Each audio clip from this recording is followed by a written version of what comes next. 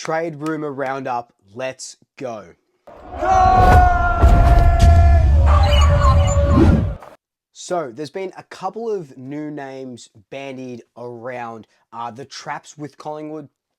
No sort of real links. Obviously, no one has come out and said, I want to play for Collingwood yet. We talked about that in a video, yesterday's video.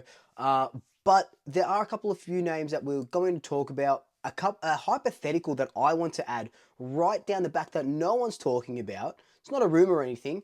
I'd love it to be true, but this is my hypothetical that I think I want to really happen. Probably not going to happen. I really want to happen. And we're going to talk about Jake Stringer.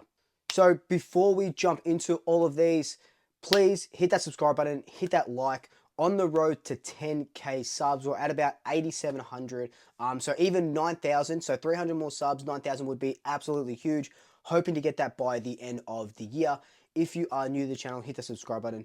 I appreciate you all so much. Now, trade rumor roundup. The first guy, Harry Perryman.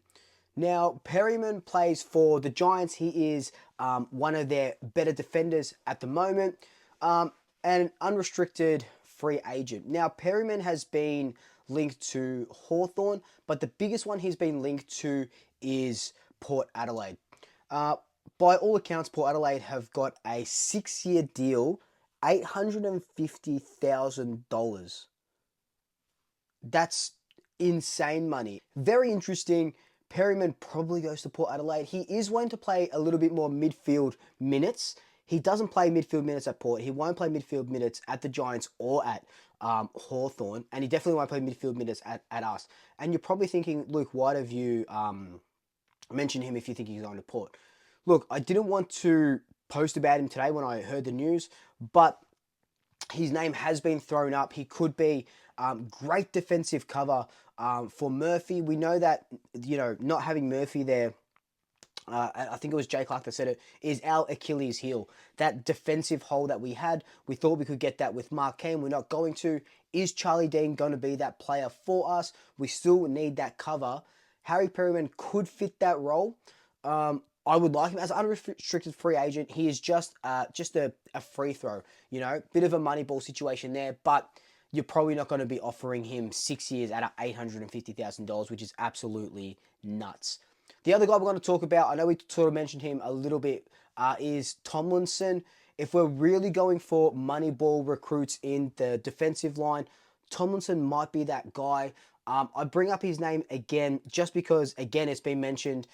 So where there's smoke, there might be a little bit of fire. So, another 31-year-old. I'm sick of recruiting these older players. But again, there is just no key defensive players who are in a good age profile because they're all signed up or they, don't want to come to the Pies. So keep your eye on Tomlinson as well. Someone that I find very interesting is Jack Macrae. Now, we've obviously got Finn at our club. He's contracted until the end of 2025. By all reports, he seems to be staying at the Pies. Could we pick up Jack? Is he what we need? He's been linked heavily to St Kilda, but could Jack Macrae not be an answer, but could he be part of a solution? Think of him as like a Tom Mitchell coming to the club, an accumulator of the ball, a good user of the ball.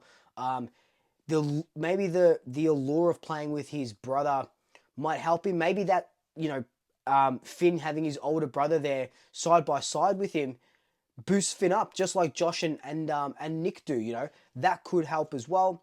I think he's still contracted for 3 years, so he's still got a lot of good years in his body. He played the last 4 games as a sub, so the writing was on the wall for him, but I still like the way he goes about it. I think he would be a cheap pickup because he's told the Bulldogs that he wants to get out, but hasn't nominated a club. I personally think a club like St Kilda would need him. Even a club like North Melbourne should go really hard for him. If I was North Melbourne, I'm going hard for Finn and Jack, getting them both over to the club. But I wouldn't say no to having Jack Macrae.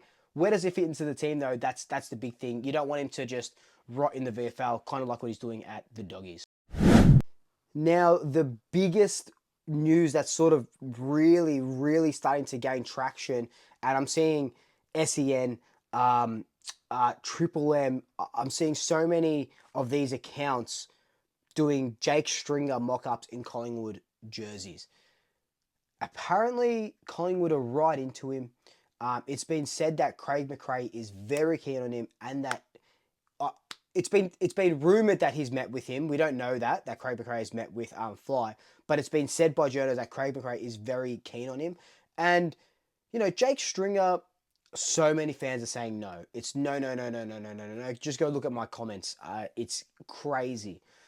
But could Jake Stringer, and we talked about him previously, could he be that guy? He kicked more goals this year than our leading goal kicker, who was Bobby Hill. So when Jake Stringer is on, he is on. But he just seems to be so undisciplined at times. And Mitch Cleary said this. The clubs have raised concerns around his behind the goals vision. So is he chasing enough? He kicks goals. Clearly he's one of the more potent goal kickers at the Bombers this year. But is he applying the pressure and that sort of thing? So clubs I've spoken to today have raised concerns around his behind the goals vision and what he provides when the Bombers don't have the ball.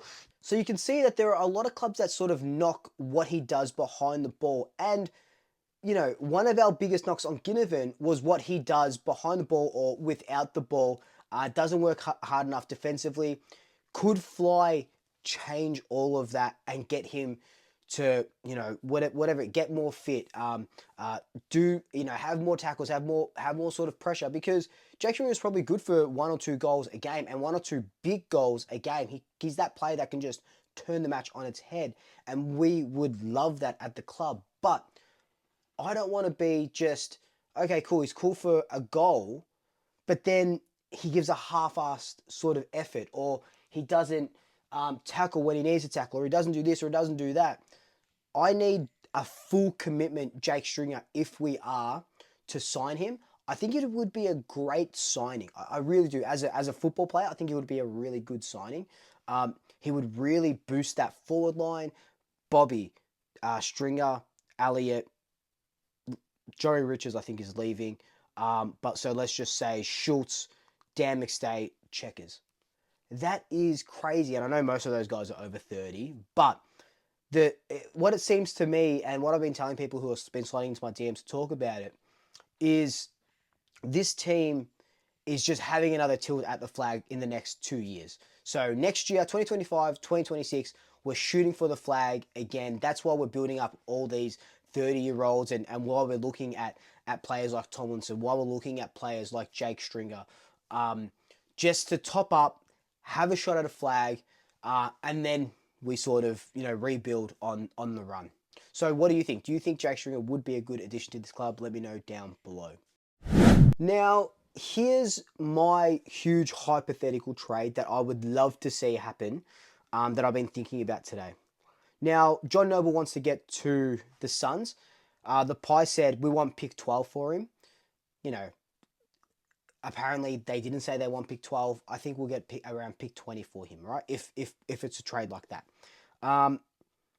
What I think needs to happen is, I think that we need to get Matt Rowell into the club, an inside mid. He's played with Nick Dacos before. They played on the same team before. He's uncontracted at the end of 2025, and you're probably thinking, Luke, how the fuck are we going to get Matt Rowell into this club? There's no way. With John Noble, there's no way. Now, who says no on this? John Noble. So John Noble is apparently on about $850,000 or something crazy like that. So John Noble, we pay half of his salary, a second rounder this season, and next year's future first for Matt Rowell, and maybe a future second or a future third or something like that for picks for Maguire next year. Would that be enough for the Suns to pluck him out? Otherwise, he's uncontracted next year, and he won't be able to walk anywhere. But they won't have as much leverage as they do now. I think, personally, that would be an insane trade if we could pull that off. And this is not based on anything, but I think it would just be incredible. And I've been thinking about it a lot. And the more I think about it, the more excited I get, and the more disappointed I'm going to get that this is probably not going to happen. But let me know your best hypothetical trade down below. And until then, like, comment, subscribe, tell your family, tell your friends, tell your pets. And until next time, double shackers. I'll sweep you later.